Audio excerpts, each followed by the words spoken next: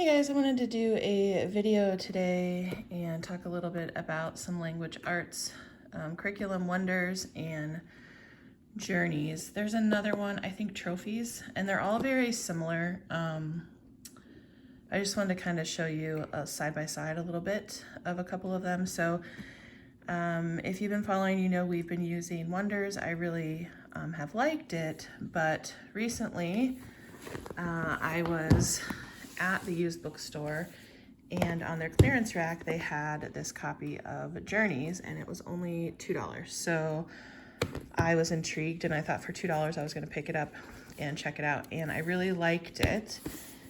This one is 3.2, so it looks like for third grade they had 2 books.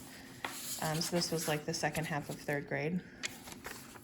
And I just did a quick flip through of it, and I really liked what I saw, even better actually than Wonders.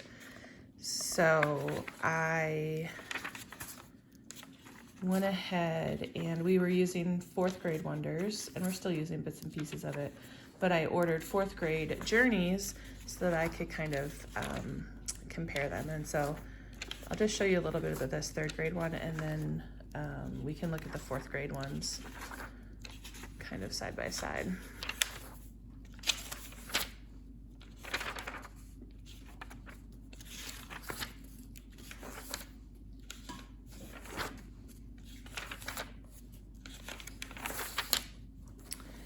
So that was the 3rd grade. Now in the 4th grade, for Wonders, there is the reading and writing workshop, and then there's also the literature anthology. They also do some readers, and then there's different workbooks and things. And then for Journeys, they also have some readers, which I did not get. But it seems like what in Wonders is in 2 books, in Journeys is in 1 book. So in Wonders, let's get to the first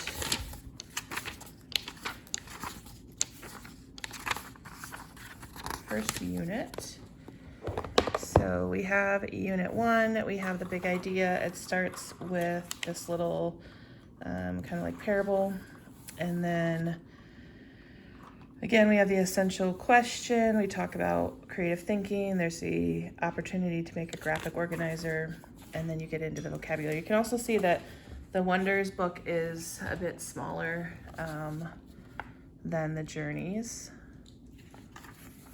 And then you get into your first story. It tells you the genre, and again, repeats the essential question. There's little activities throughout.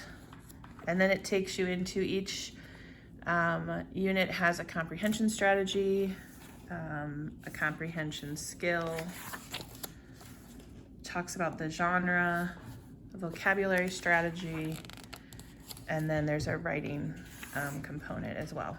And then you move into your next unit. Now, if you pair it with the literature anthology, the theme matches the one in here. So here we have, again, where do good ideas come from? And we have the Princess and the Pizza as the story.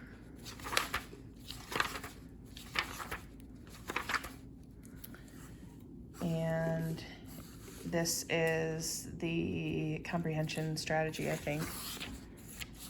It's got some summarization, look for text evidence, and making connections. And I think, let's see.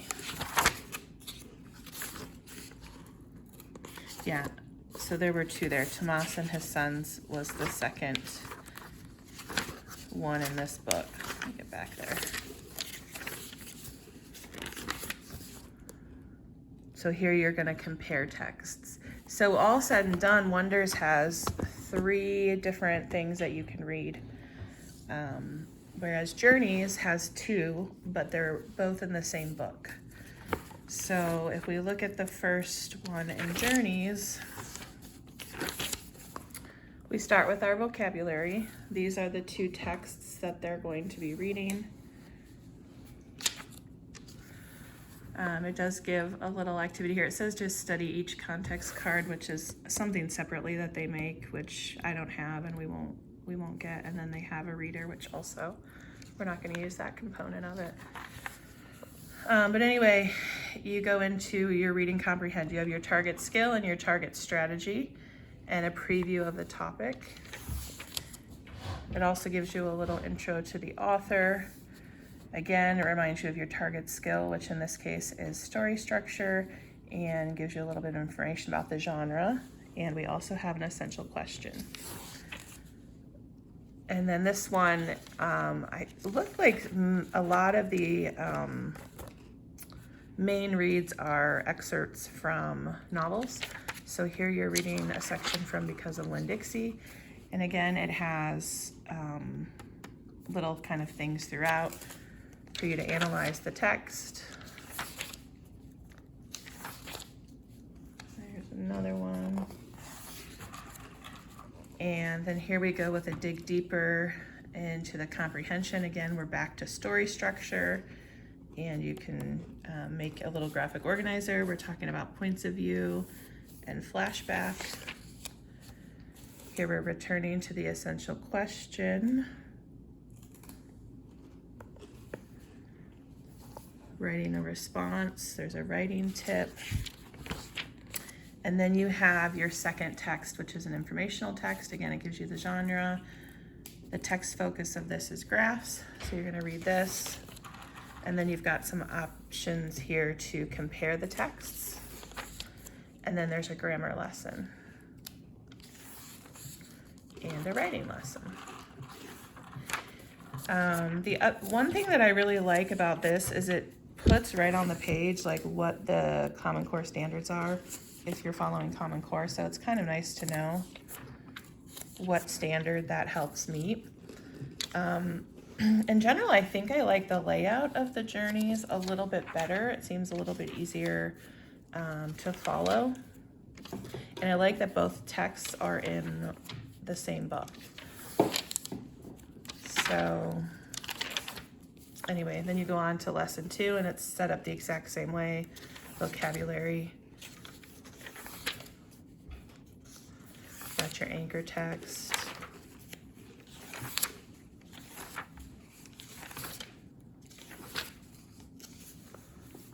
Analyze.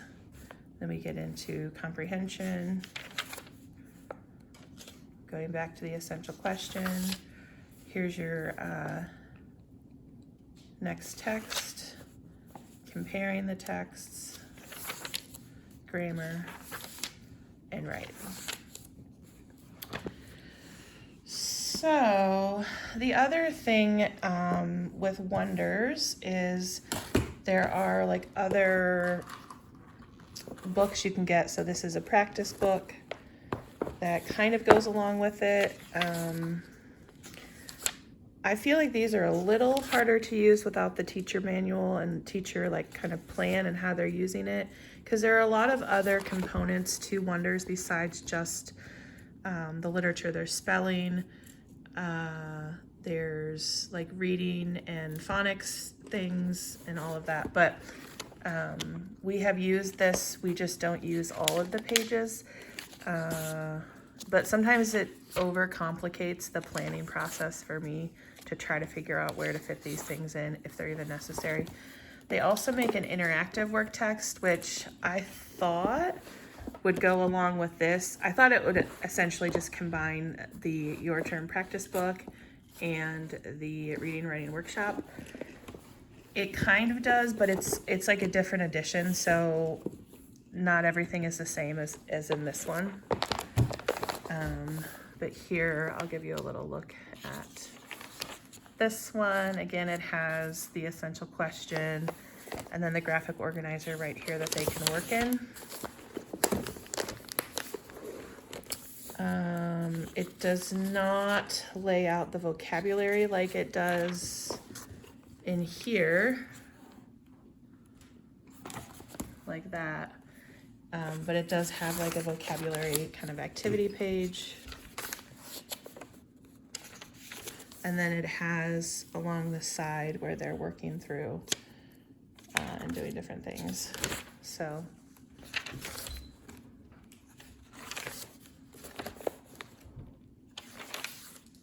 and it goes into the next one. So with all of these components, I got a little overwhelmed with them all. So this one seemed like a much simpler approach. I like them both, honestly. And you can use the reading selections just if you need extra reading practice. Like, you can go back and forth as far as I'm concerned between these. But at any rate, I thought about ordering a workbook or something to go with this. But what ultimately I decided to do was to just get a pack on Teachers Pay Teachers. There's tons of them on there if you search. And this seemed the most simple for us to implement. We went with this one from Amanda Garcia. And I didn't print out all of the activities that she provided. Some were notebooking pages, and I decided not to do those. But this is going to work right along with the textbook. So again, both programs are very similar. It's just which layout you prefer and which just seems like the easiest for you to implement. But they both meet Common Core standards, it looks like. So whichever one you can get the cheapest and which is the easiest for you makes the most sense for your brain to implement, or mix and match them, really. But I think we're going to do Journeys for a little while because I really like it, and it's a little bit simpler for me to implement. I still really like Wonders, and we'll probably pull this out at some point too. We've already used it for a little while. There's things I like about both, so I guess you just gotta, I don't think you could go wrong with either one, which is why I think you need to pick the one that's easiest for you as the teacher to implement. So anyway, if you have any questions, let me know. And if you'd like to see what a week looks like of us implementing one of these, let me know and I can share that with you too.